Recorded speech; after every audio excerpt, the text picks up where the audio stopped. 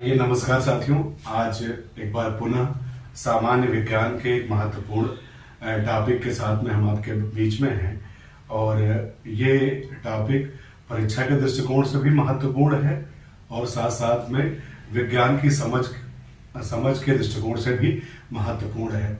और परीक्षाओं में अक्सर इस पर प्रश्न आते हैं और विशेष रूप से जो हमारे बच्चे इस बार राष्ट्रीय आय आधारित परीक्षा की तैयारी कर रहे हैं उनके लिए तो विशेष है ही, लेकिन साथ साथ में सामान्य विज्ञान जिन भी परीक्षाओं में पूछी जाती है उनमें इसकी समझ आपको मदद कर सकती है।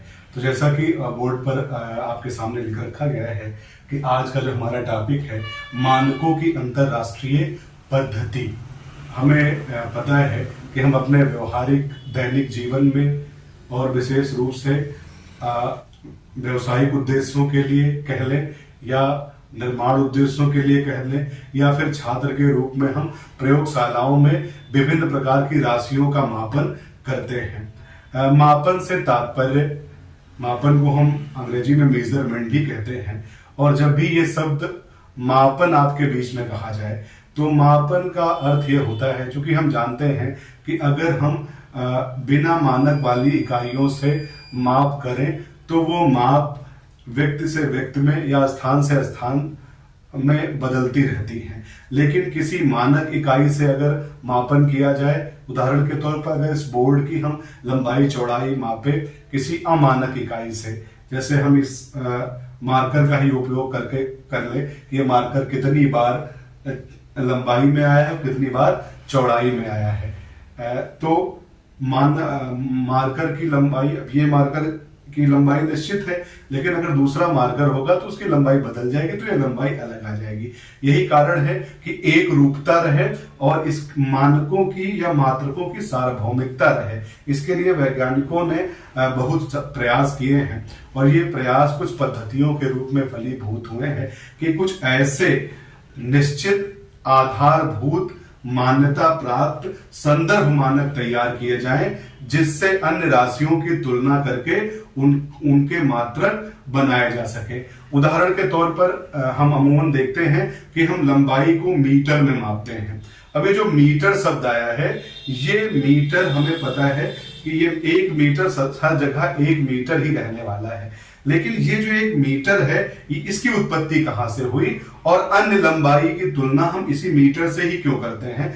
तो आइए तरह से हम देखते हैं कि हमें राशियों के मापन के लिए कुछ निश्चित आधारभूत और मान्यता प्राप्त संदर्भ मानकों की आवश्यकता पड़ती है।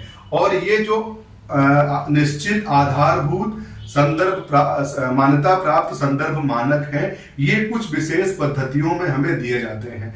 तो उन्हीं में से एक बहुत ही महत्वपूर्ण और व्यापक पद्धति है जिसे हम मानकों की अंतरराष्ट्रीय पद्धति कहते हैं। तो आइए हम समझते हैं कि अंतरराष्ट्रीय मानकों की पद्धति क्या है। तो जैसा कि नाम से ही स्पष्ट हो रहा है कि यह अंतरराष्ट्रीय पद्धति है, इसका तात्पर्य इस बात से हुआ कि इसकी सार्वभौमिकता सभी राष्ट्रों में समान रूप से है। तो ये जो एसआई शब्द है, एसआई पद्धति है, ये वास्तव में एक फ्रांसीसी शब्द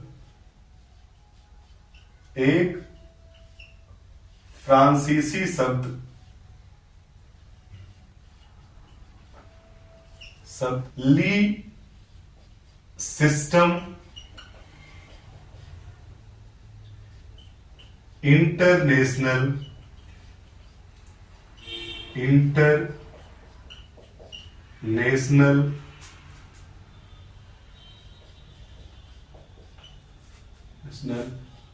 डी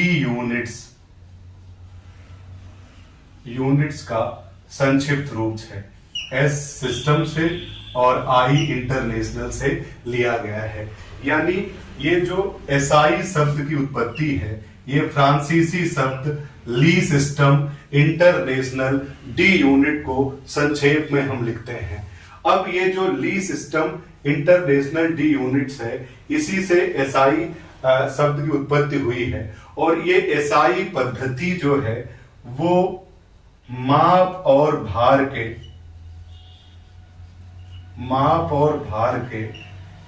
11वें सर्व सम्मेलन में 11वें सर्व सम्मेलन में 1960 में स्वीकृत की गई थी।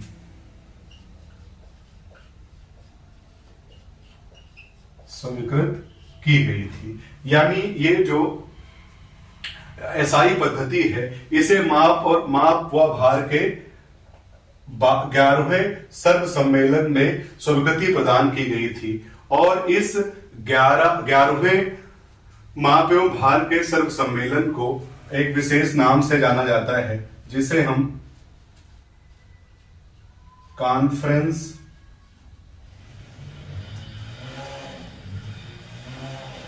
जनरल डेस पोएज एट मीजर्स के नाम से जानते हैं। यानी ये जो माप और भार का 11वां सर्व सम्मेलन था, इसे कॉन्फ्रेंस जनरल डेस पॉइजेस एट मीजर्स कहा जाता है। और ये जो कॉन्फ्रेंस जनरल डेस पॉइजेस एट मीजर्स है, जिसे हम संक्षिप्त में CGPM कहते हैं, ये CGPM एक सरकारी संस्था है, एक सरकारी संस्था है जिसकी स्थापना एक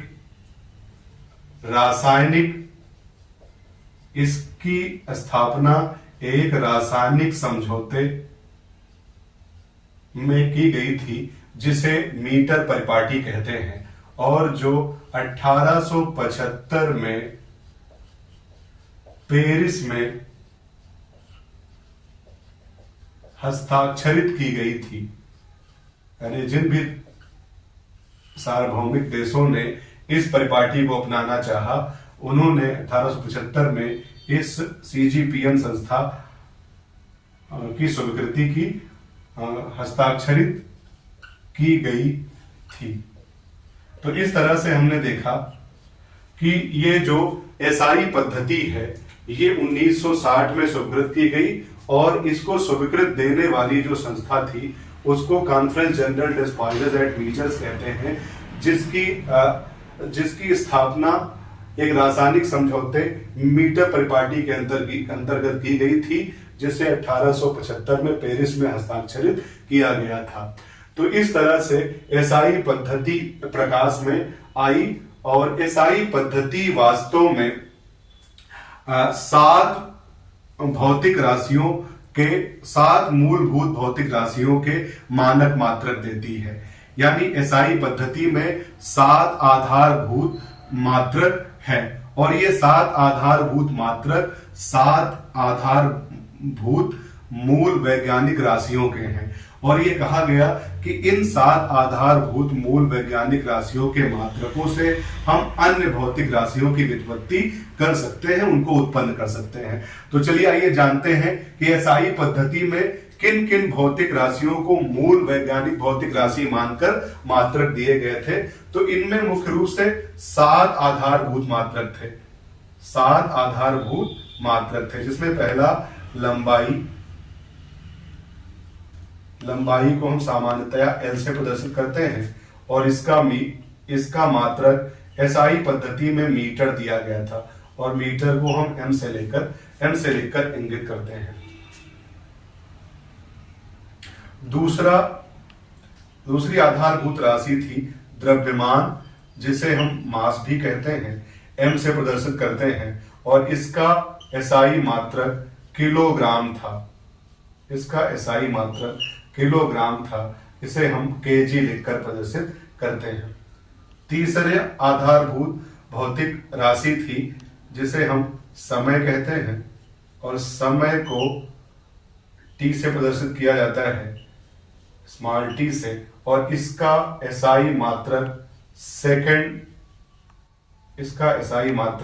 सेकंड था, जिसे हम स्मॉल s से प्रदर्शित करते हैं। राशि थी ताप, इसको ऊष्मागतिक ताप भी कहते हैं, इसे T से प्रदर्शित करते हैं, और इसका मात्रक केल्विन था।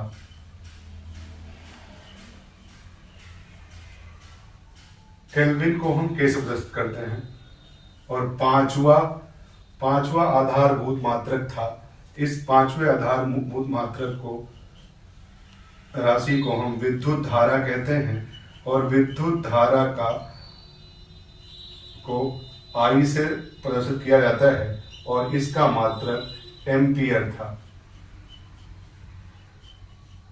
और एम्पियर को A से प्रदर्शित किया।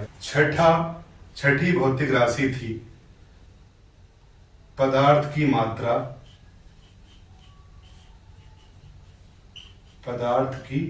मात्रा जिसे हम N से प्रदर्शित करते हैं और इसका SI मात्रक मोल था जिसे MOL मोल लिखकर ही प्रदर्शित करते हैं। और सातवीं आधारभूत वैज्ञानिक भौतिक राशि थी ज्योति तीव्रता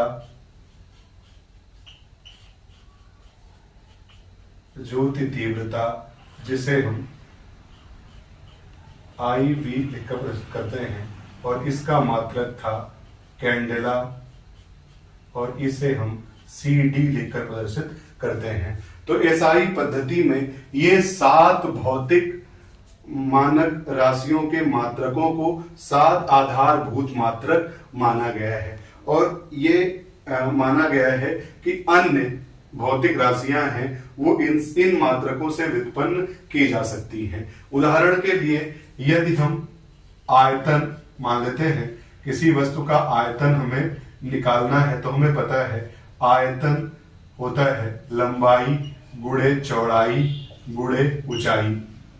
तो ये तीनों लंबाई चौड़ाई ऊंचाई एक प्रकार की दूरी है और इस लंबाई के मात्रक को हम मीटर कहते हैं। यहाँ यानी इस आयतन के मात्रक की व्युत्पत्ति हम इस दूरी के आधारभूत मात्रक मीटर से कर सकते हैं। यानी ये हो जाएगा मीटर गुणे मीटर और इस तरह से हम आयतन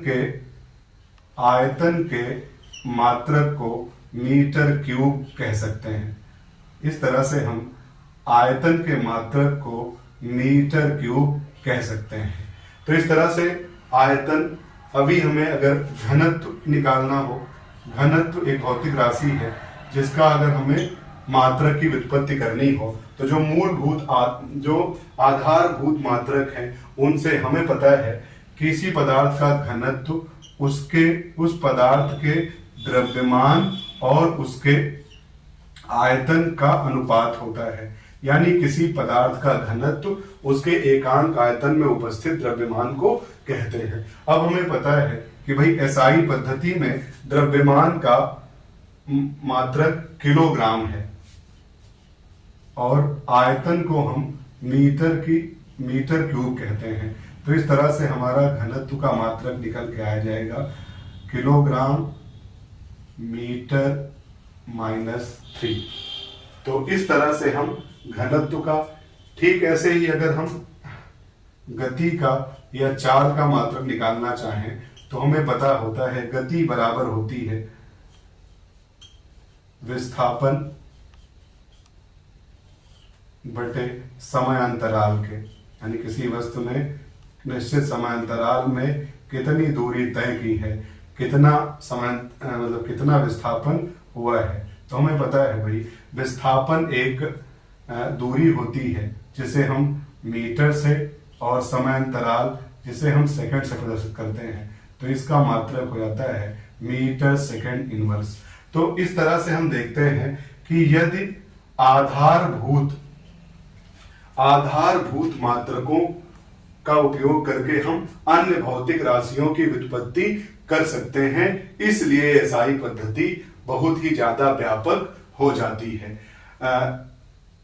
एक स्थितियां आती हैं जब कभी हमें मान लीजिए भार का मात्रक किलोग्राम है और किलोग्राम से छोटी राशियों का मापन करना पड़ता है। तो उस समय ये SI पद्धति में हमें पता है द्रव्यमान का मात्रक किलोग्राम है, तो वहां पर हम छोटी इकाइयों का इस्तेमाल करते हैं जैसे ग्राम और मिलीग्राम। तो इस SI पद्धति की व्यापकता इसलिए बढ़ जाती है कि अन्य भौतिक राशियों की व्युत्पत्ति की जा सकती है। तो ये प्रश्न उठता है कि यदि बहुत बड़े मान या बहुत छोटे मान हो तो उनको कैसे प्रदर्शित किया जाए। सपोज दैट इसकी लंबाई मीटर में है, लेकिन ये लंबाई अगर बहुत ही ज्यादा बढ़ जाए तो यही कारण है कि एसआई पद्धति में अपवर्त और अपवर्तकों के लिए, यानी इन राशियों से जो व्युत्पन्न राशियां हैं उनके अगर मान बहुत ज्यादा बड़े या छोटे हैं तो उनके लिए कुछ पूर्व लग्न दिए गए हैं, और गुणकों के पूर्व लग्न कुछ विशेष संदेश देते हैं, विशेष मान प्रदर्शित करते हैं। इसलिए यह पद्धति और अधिक व्यापक हो जाती है। उदाहरण के तौर पर यदि किसी भी भौतिक राशि का मान 10 की घात -24 आया है तो उसे हम एक योक्टो कह सकते हैं। तो ये योक्टो पूर्व लग्न इस बात को इंगित करेगा कि वो राशि 10 की घात -24 है, यानी बहुत ही ज्यादा छोटा मान है उसका। इसी तरह अगर यदि 10 की घात -21 है तो जेप्टो, 10 की घात -18 है तो एटो, 10 की घात -15 है तो फेम्टो पूर्व लग्न लगा देंगे, और 10 की घात -12 है तो पीको। उदाहरण के तौर पर कोई बहुत ही ज्यादा छोटा द्रव्यमान है, बहुत ही छोटी दूरी है, मान लीजिए बहुत ही ज्यादा छोटी दूरी जो मीटर से बहुत ही ज्यादा छोटी है, और मान लीजिए हम उसको कहते हैं कि वो एक पिको मीटर है। तो इस बात का अर्थ ये हुआ कि वो राशि 10 की घात -12 मीटर है, यानी ये पीको शब्द इस गुणक का पूर्व लग्न है। 10 की घात -12 मीटर को एक पीको मीटर हम कह सकते हैं।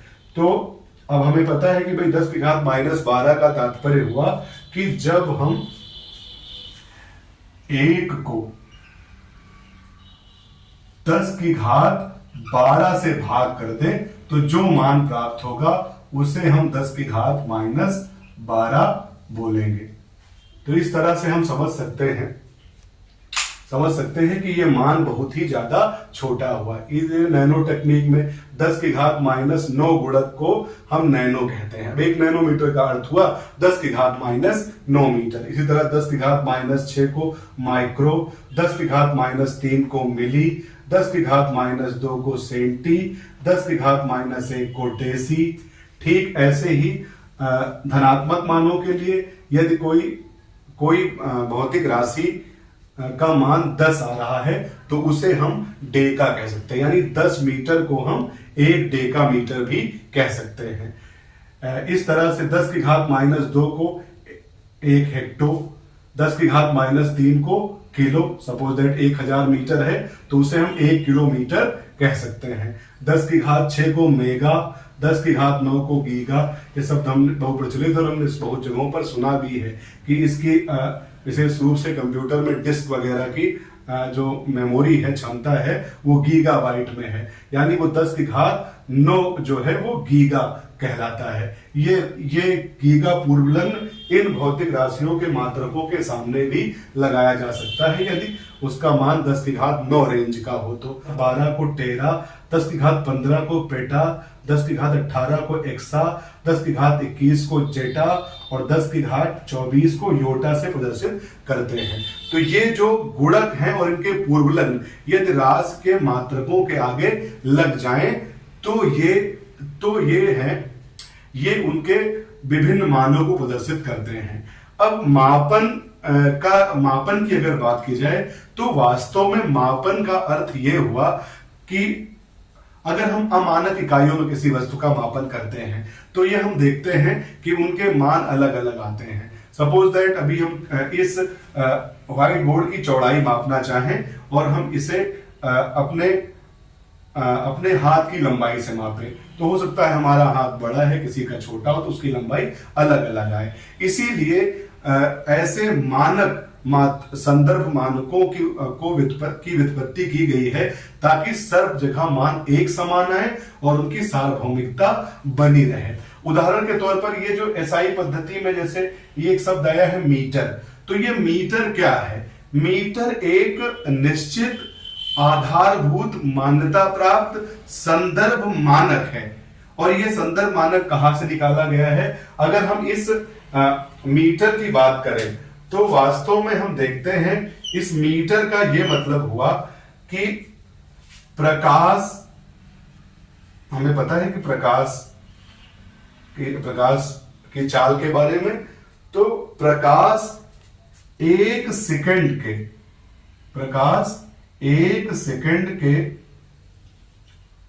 1/29,92,458,